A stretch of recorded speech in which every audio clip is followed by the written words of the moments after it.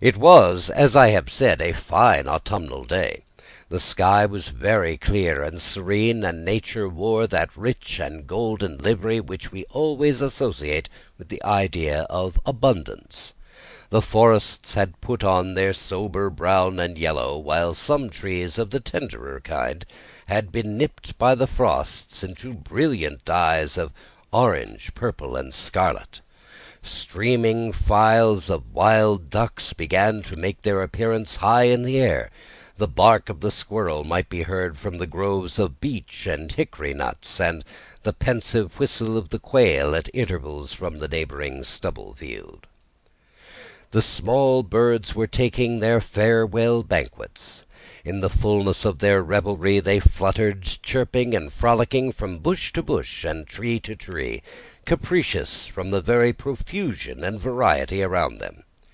There was the honest cock-robin, the favourite game of stripling sportsmen, with its loud querulous note, and the twittering blackbirds flying in sable clouds, and the golden-winged woodpecker with his crimson crest, his broad black gorget and splendid plumage, and the cedar-bird with its red-tipped wings and yellow-tipped tail and its little Montero cap of feathers, and the blue-jay, that noisy coxcomb, in his gay light-blue coat and white underclothes, screaming and chattering, nodding and bobbing and bowing, and pretending to be on good terms with every songster of the grove. As Ichabod jogged slowly on his way, his eye, ever open to every symptom of culinary abundance, ranged with delight over the treasures of jolly autumn. On all sides he beheld vast store of apples, some hanging in oppressive opulence on the trees, some gathered into baskets and barrels for the market, others heaped up in rich piles for the cider press. Farther on he beheld great fields of Indian corn, with its golden ears peeping from their leafy coverts, and holding out the promise of cakes and hasty pudding, and the yellow pumpkins lying beneath them, turning up their fair round bellies to the sun, and giving ample prospects of the most luxurious of pies. And anon he passed the fragrant buckwheat fields, breathing the odour of the beehive, and as he beheld them, soft anticipations stole over his mind of dainty slapjacks, well buttered and garnished with honey or treacle by the delicate little dimpled hand of Caterina Van Tassel. Thus, feeding his mind with many sweet thoughts and sugared suppositions, he journeyed along the sides of a range of hills which look out upon some of the goodliest scenes of the mighty Hudson. The sun gradually wheeled his broad disk down in the west. The wide bosom of the Tappan Zee lay motionless and glassy, excepting that here and there a gentle undulation waved and prolonged the blue shadow in the distant mountain. A few amber clouds floated in the sky, without a breath of air to move them. The horizon was of a fine golden tint, changing gradually into a pure apple green, and from that into the deep blue of the mid-heaven. A slanting ray lingered on the woody crests of the precipices that overhung some parts of the river, giving greater depth to the dark grey and purple of their rocky sides.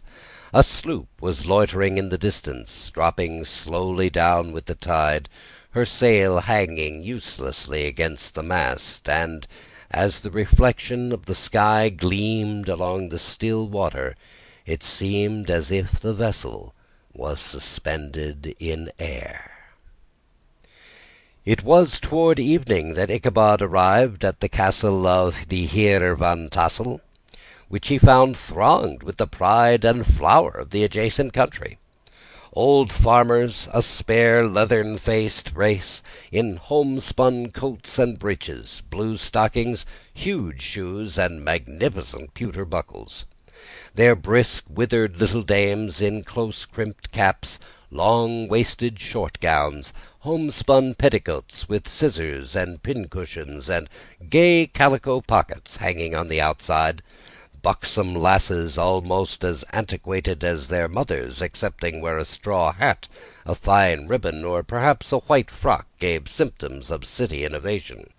The sons in short, square-skirted coats, with rows of stupendous brass buttons, and their hair generally queued in the fashion of the times, especially if they could procure an eel skin for the purpose, it being esteemed throughout the country as a potent nourisher and strengthener of the hair.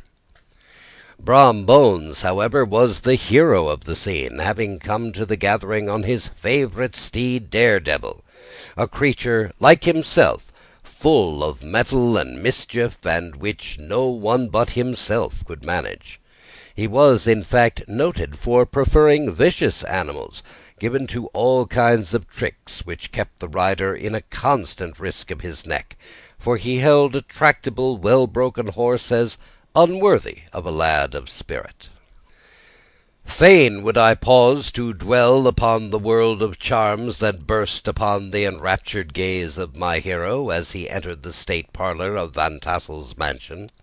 Not those of the bevy of buxom lasses, with their luxurious display of red and white, but the ample charms of a genuine Dutch country tea-table in the sumptuous time of autumn.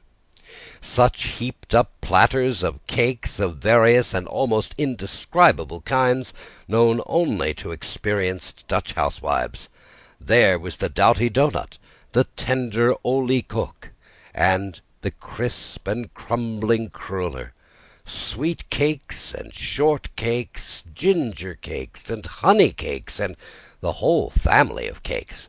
And then there were apple pies, and peach pies, and pumpkin pies, and besides slices of ham and smoked beef, and moreover delectable dishes of preserved plums, and peaches, and pears, and quinces, not to mention broiled shad and roasted chickens, together with bowls of milk and cream, all mingled higgledy-piggledy, pretty much as I have enumerated them, with the motherly teapot sending up its clouds of vapour from the mist.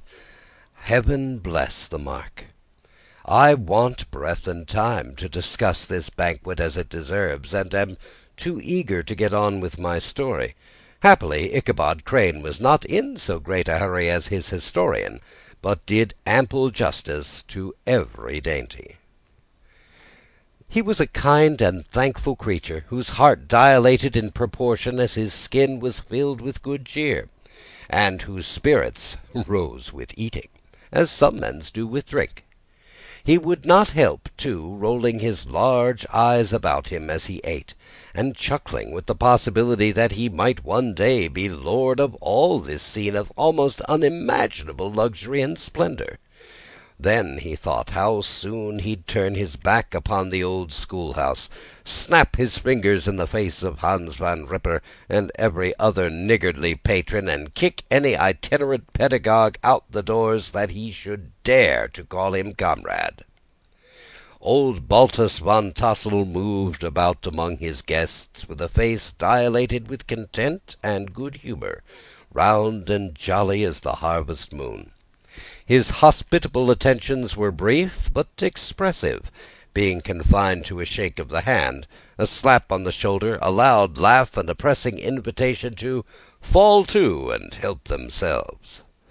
And now the sound of the music from the common room or hall summoned to the dance.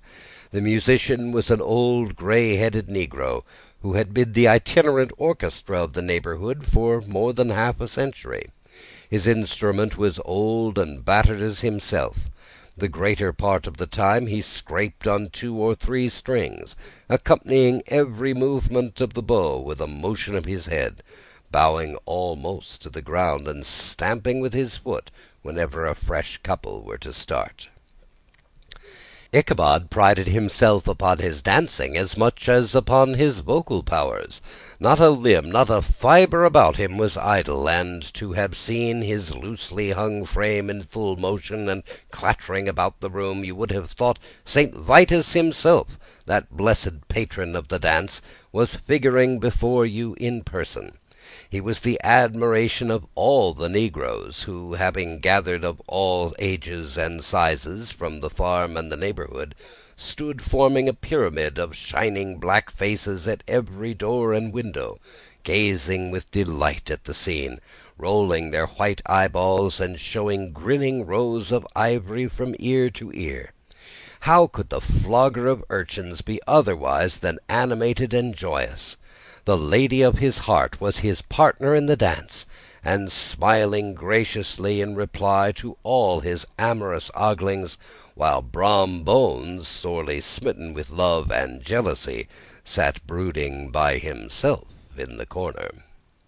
When the dance was at an end, Ichabod was attracted to a knot of the sager folks, who, with old Van Tassel, sat smoking at one end of the piazza, gossiping over former times, and drawing out the long stories about the war. This neighborhood, at the time of which I am speaking, was one of those highly favored places which abound with chronicle and great men. The British and American line had run near it during the war, and it had, therefore, been the scene of marauding, and infested with refugees, cowboys, and all kinds of border chivalry.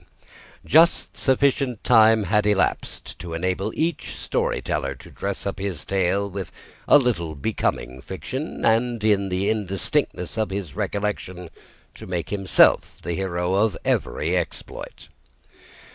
There was the story of Dofu Martling, a large blue-bearded Dutchman who had nearly taken a British frigate with an old iron 9-pounder from a mud breastwork, only that his gun burst at the 6th discharge.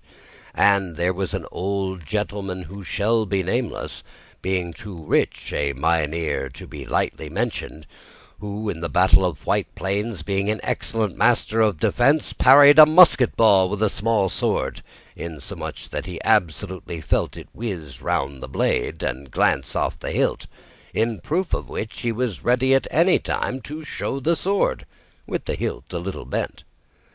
There were several more that had been equally great in that field, not one of whom but was persuaded that he had a considerable hand in bringing the war to a happy termination.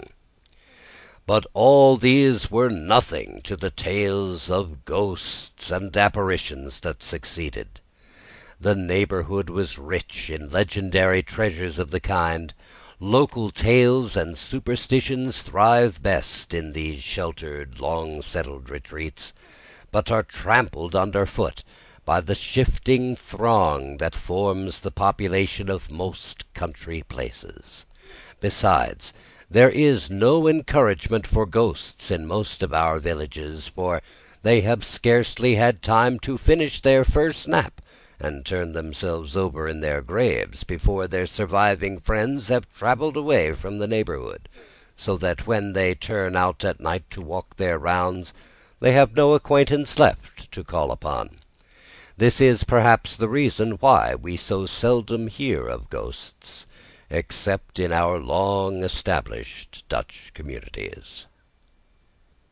The immediate cause, however, of the prevalence of supernatural stories in these parts was doubtless owing to the vicinity of Sleepy Hollow.